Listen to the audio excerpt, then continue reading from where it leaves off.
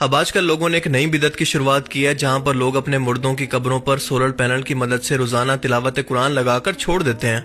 آپ ذرا سمجھنے کی کوشش کریں کہ قرآن پاک زندہ لوگوں کی ہدایت کے لیے نازل ہوا ہے، نہ کہ مردوں کے لیے۔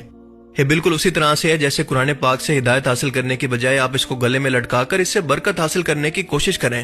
اور اگر آپ قرآن پاک سے کسی مردے کو فائدہ دینا چاہتے ہیں تو خود بیٹھ کر قرآن پاک پڑھیں، اس سے ہدایت حاصل کریں اور اللہ سے اس مردے کے لیے دعا کریں، ورنہ اس طرح سے تو آپ قرآن پاک کا مذاق اڑا رہے ہیں، اس کی تعلیمات کو آپ نے سمجھا ہی نہیں ہے۔ اور پھر آج کل ہم دیکھ رہے ہیں کہ قبروں کو آج کل اتنا خوبصورت بنایا جا رہا ہے، یہاں پر لائٹنگ لگائی جا رہی ہے، پھول لگائے جا رہے ہیں کہ ان کو دیکھ کر عبرت اور آخرت کی یاد آنا ہی بھول گئی ہے۔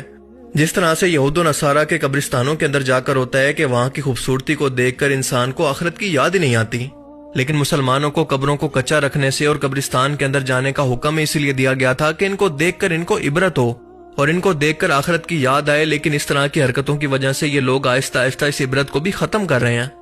اور ویسے بھی قبروں کو پکا کرنا بہت بڑی بدعت ہے، کیونکہ اللہ کے رسول نے اس سے منع فرمایا۔ آپ جنت البقیع میں جا کر دیکھ لیں کہ کسی بڑے سے بڑے صحابی کی قبر پر بھی آپ کو کوئی ایسی بدعت دیکھنے کو نہیں ملے گی، اور وہاں پر کچی قبروں کو دیکھ کر، قبرستان کو دیکھ کر واقعی اللہ کی اور آخرت کی یاد بھی آتی ہے۔